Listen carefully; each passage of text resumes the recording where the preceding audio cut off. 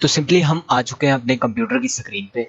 तो यहाँ से आपने विंडो प्लस आर प्रेस करना है तो आपका रन कमांड ओपन हो जाएगा। तो यहाँ से आपने एक्सेल लिखना है और ओके कर देना है। ओके करते ही आपका एक्सेल जो है वो स्टार्ट हो जाएगा। पिछली वीडियो में हमने कवर किया था होम टैब के अंदर होम टैब में रिबन के अंदर कितने ग्रुप्स हैं और उन ग्रुप्स में कौन कौन से ऑप्शंस हैं, और उन ऑप्शंस का हमने प्रैक्टिकल करके देखा था कि उनके प्रैक्टिकल से क्या नताइज मिलते हैं, इनका क्या वर्क होता है। तो अब बारी है इंसर्ट टैब की। होम के बाद इंसर्ट टैब आता है। इंसर्ट टैब की बारी है। इसमें 1 2 3 4 और 5, इनमें 5 ग्रुप्स होते हैं। तो सबसे पहले बारी आती है टेबल्स ग्रुप की।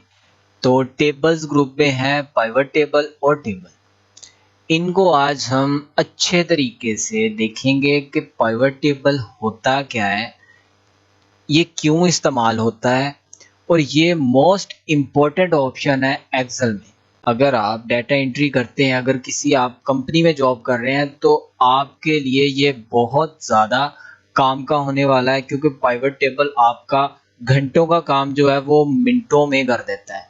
तो अगर आप इस पाइवट टेबल को समझ लेते हैं ना, तो आपका डाटा एंट्री का काम बहुत ज़्यादा आसान होने वाला है। तो आई होप कि आप इसको अच्छे तरीके से समझ पाएंगे। तो माय नेम इज चांद और आप देख रहे हैं सीएसपी चैनल। अगर आप इस चैनल पर नए हैं तो प्लीज़ सब्सक्राइब ना हो, ताकि आने वाली तमाम वीडियोस आप तक बआसानी पहुंच सके। तो चलो चलते हैं अपने काम की तरफ और आपका बिल्कुल भी टाइम वेस्ट नहीं करते। तो अब मेरे पास है ये एक छोटा सा डाटा। अच्छा, इसमें एम्प्लॉयज़ की आईडीज़ हो गई, उसके बाद नेम आ गया, उसके बाद उसकी एज आ गई, उसके बाद स्टेट आ गया, डिपार्टमेंट और सेल्स। अच्छा, मेरे पास ये इतना डाटा है ना। आपके पास हो सकता है 100 में डाटा हो, आपके पास हो सकता है 500 में डाटा हो सकता है कि आपके पास हज़ारों में डाटा हो। तो मैंने जस्ट आपको बताने के लिए इतना सा जो डाटा है वो मैंने इनपुट किया है, जस्ट आपको बताने के लिए।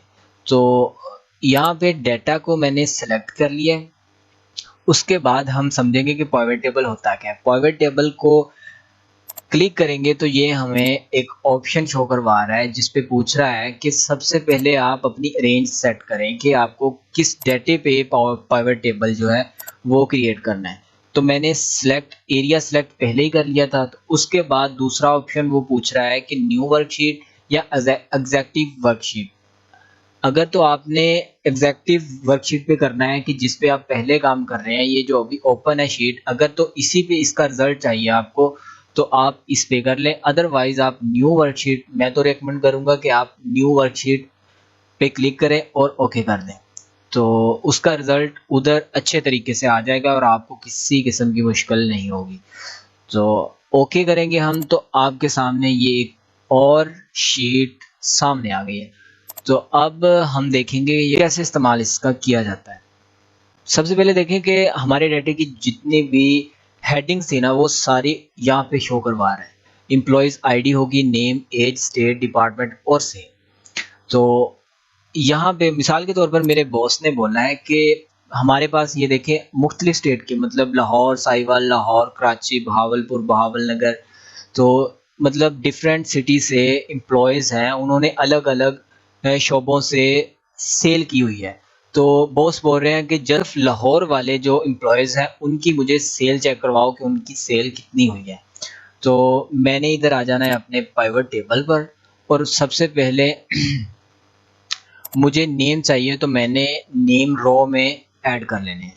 तो रो में जैसे ही नेम वाला बॉक्स मैंने उठा के रो में डाला है, तो ये देखें यहाँ पे रो में मुझे नाम शो करवा रहा है। उसके बाद मुझे चाहिए डिपार्टमेंट। तो डिपार्टमेंट को मैं उठाऊंगा और कॉलम्स में डाल दूंगा। ये देखें कॉस्मेटिक आ गया, इलेक्ट्रॉनिक्स आ गया, गारमेंट्स आ गए, उसके बाद ग्रॉसरी आ गई, और ये ग्रैंड टोटल आ रहा है। अच्छा, उसके बाद जी मुझे अब इनका जो जितना भी हिसाब किताब है वो सेल्स में आएगा, और सेल्स में उठा के मुझे हमेशा आपने जितना भी हिसाब वाला डाटा होता है जिस पे आपने फॉर्मेटिंग करनी है, फार्मूलेज अप्लाई करने हैं, वो सारा आपने हमेशा वैल्यू में ऐड करना है। तो यहाँ पे जैसे मैंने वैल्यू में वो चीज़ ऐड की है तो ये देखिए हमारा रिजल्ट निकल के सामने आ चुका है। अब मैं इजीली अपने बॉस को बता सकता हूँ कि ये जो अब्दुल्ला है, अब्दुल्ला ने कॉस्मेटिक की सेल जो की है वो इतनी की है, इलेक्ट्रॉनिक्स की इसने सेल नहीं की, गवर्नमेंट्स की नहीं की, ग्रॉसरी की नहीं की, इसकी टोटल जो सेल है वो ये है।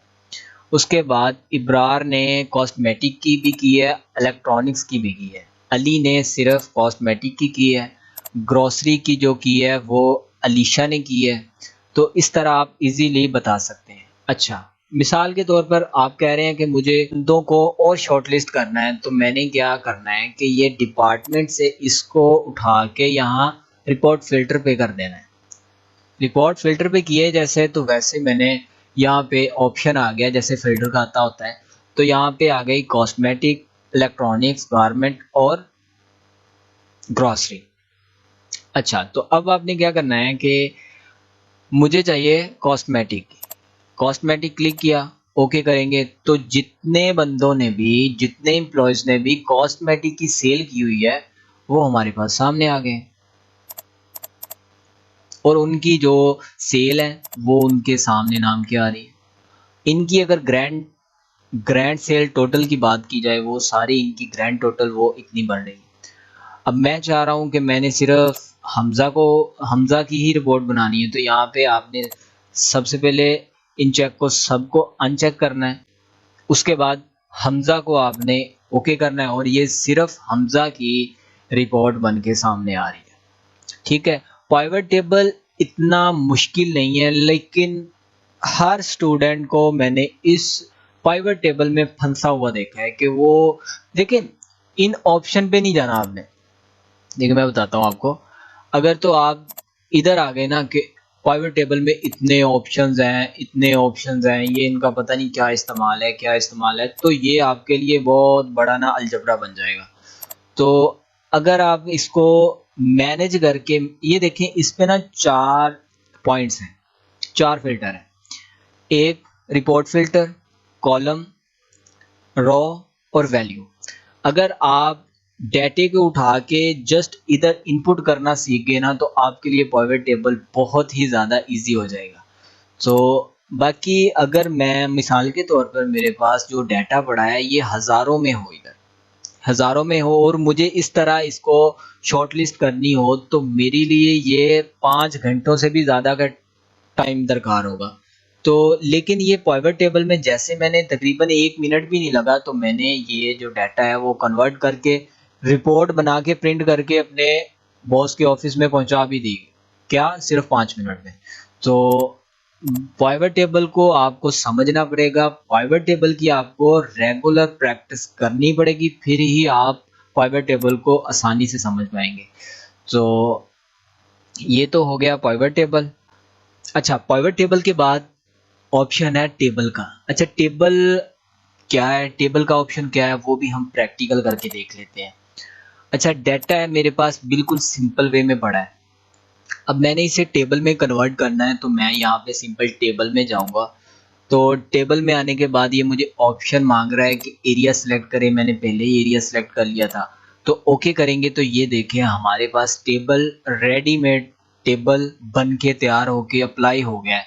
तो यहाँ पे अगर बात की जाए इसके इस ग्रुप की तो ये देखें यहाँ पे मुख्तलिफ रेडीमेड आपको ग्रुप मिल जाएंगे, जो सा भी आपको अच्छा लगता है आपकी सोच के अकॉर्डिंग तो वो आपने अप्लाई कर लेना है। ठीक है, ये मैंने अप्लाई कर लिया है, ये थोड़ा सा यूनिक सा लग रहा था।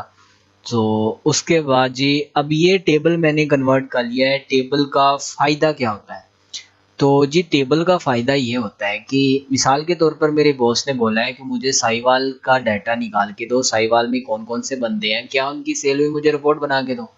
तो मैंने क्या करना है कि जस्ट इधर क्लिक करना है, ये जो चेक लगे हुए इनको अनचेक करना है और यहाँ पे साहिवाल पे क्लिक करके और ओके कर देना। लो जी, साहिवाल के 3 बंदे हैं, एक राशिद है, एक फातिमा है और एक अनवर है। ठीक है, राशिद जो है वो गारमेंट्स का काम करता है, फातिमा है जो ग्रॉसरी का काम करती है और अनवर जो है वो भी गारमेंट्स का काम करता है। राशिद की सेल जो है वो इतनी है, फातिमा की इतनी है और अनवर की इतनी है। तो इनकी एज की अगर बात की जाए तो एज राशिद की 55 साल है, फातिमा की 41 साल है और अनवर की 30 साल है। तो इनकी आईडीज इधर शो हो रही है।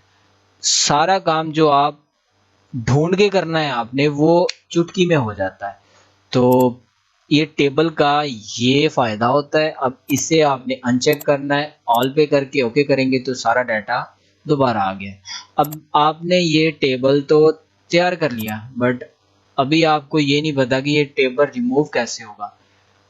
अक्सर यहाँ पे आके बंदे फंस जाते हैं कि टेबल तो मैंने कन्वर्ट कर लिया है, लेकिन नॉर्मल फॉर्मेटिंग में कैसे इसे कन्वर्ट करना है। तो ये आपने ऐसे करना है कि आपने सबसे पहले आ जाना है, सबसे पहले इसको सिलेक्ट करना है, उसके बाद आना है डिज़ाइन में। डिज़ाइन में आने के बाद ये टूल्स ग्रुप में कवर टू रेंज ऑप्शन है, इस पर क्लिक करना है। यहाँ पे आपको ऑप्शन देगा तो यहाँ पे आपने यस कर देना है। तो ये देखें जी, आपका जो डाटा था वो बिल्कुल सिंपल वे में आ गया। ये थे टेबल्स ग्रुप के दो ऑप्शन और वेरी इंपॉर्टेंट ऑप्शन थे ये। आपकी बहुत ज़्यादा हेल्प करते हैं जब आप डाटा एंट्री के काम कर रहे होते हैं, किसी ऑफिस में बैठे काम कर रहे होते हैं, किसी कंपनी का बहुत बड़ा जो डाटा होता है उसमें काम कर रहे होते हैं। तो ये चीज़ें आपको बहुत ज़्यादा हेल्प करती हैं। तो आई होप कि आपको समझ आ गई होगी। बाकी एक चीज़ मैं आपको दोबारा रिपीट करता हूँ, ये जो पाइवट टेबल है आप जितना भी समझ लेंगे, अगर आप प्रैक्टिस नहीं इसकी करेंगे तो हमेशा आप इसमें एक्सपर्ट नहीं बनेंगे। पाइवट टेबल एक ऐसी स्किल है जो अगर आप अच्छे तरीके से सीख जाएंगे तो आप डाटा एंट्री में मास्टर बन जाएंगे। तो घंटों का काम जो आप मिनटों में कर देंगे। तो आई होप कि आपको समझ आ जाएगी। आई होप कि आप इसकी प्रैक्टिस भी करेंगे। तो माय नेम इज़ चांद और आप देख रहे हैं CSP चैनल। अगर आप इस चैनल पर नए हैं तो प्लीज़ सब्सक्राइब ना हो ताकि आने वाली तमाम वीडियोज़ आप तक बआसानी पहुँच सके। तो मिलते हैं एक नई वीडियो के साथ। दुआओं में याद रखिएगा। अल्लाह हाफिज़।